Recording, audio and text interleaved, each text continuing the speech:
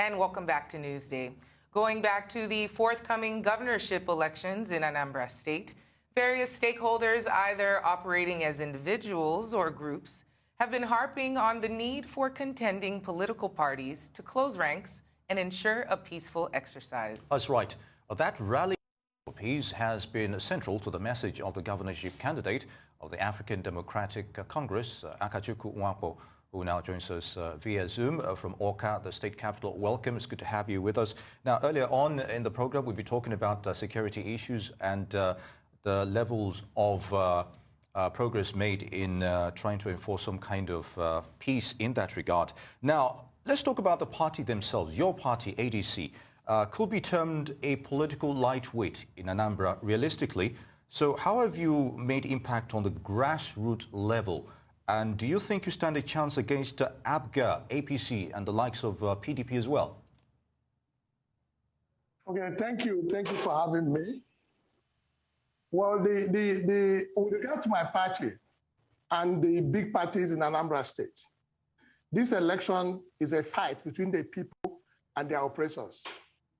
APC, ABGA, PDP, they mishandled Anambra State for 20-something years. They left us with a handful of dust. So for me, ABC is a people's party. So what we've done is not to pretend that we have some large political structure that we have to use to combat these oppressors. What we've done is to study the Anambra society and understand the most important asset our forefathers had given us in the management of the public space, called the Umunna system. So we have attached our message and the liberation desire of our people around an existing institution called the Umunna system. Now, so this system will rise to confront the people, these big parties that are reckless, lawless, and completely have huge disregard for the people of Anambra State. So it's not a party thing, it's a people versus their oppressors. Mr. Nwankpo, you have described the elections as a fight between the people and their oppressors. And speaking of oppressors, there are different types in the state right now who might be threatening the democratic process. And I'm talking about the stay-at-home order and the insecurity as well.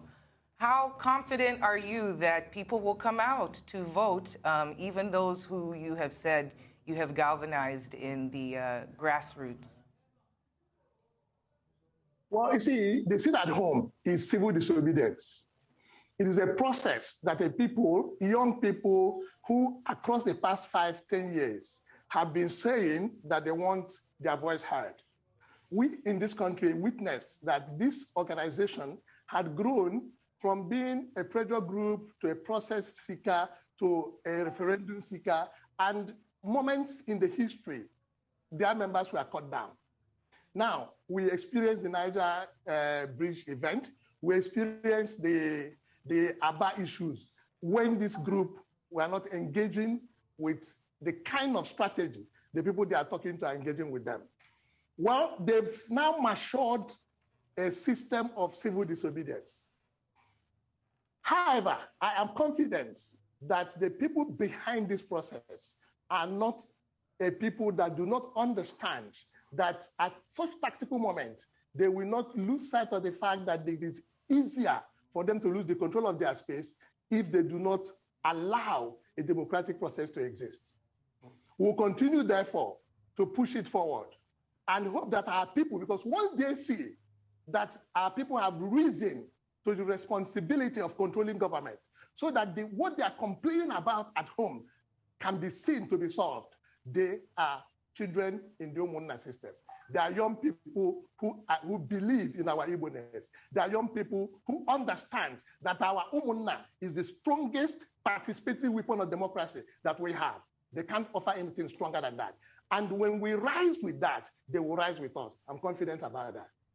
Indeed, Mr. Nwankpo. Now, there were issues regarding factions and polarizations at the Congress elections lately, not only in Anambra, but several parts of the country as well, with some main political parties. Now, how do you hope to leverage on that to your advantage?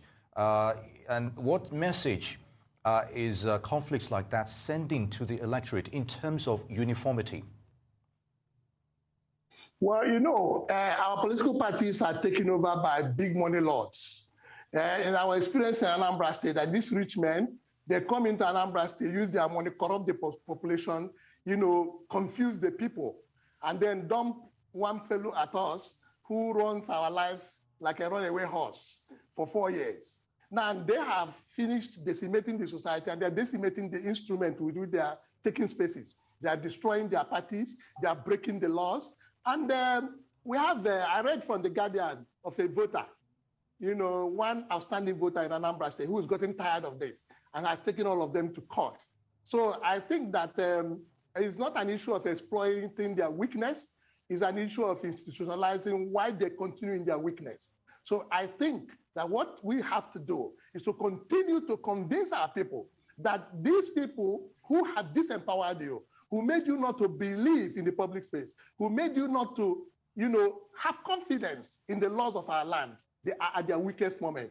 It's time for you to get up, take the laws into, you know, back to yourselves and establish the community that you want. So it's not a party game for me.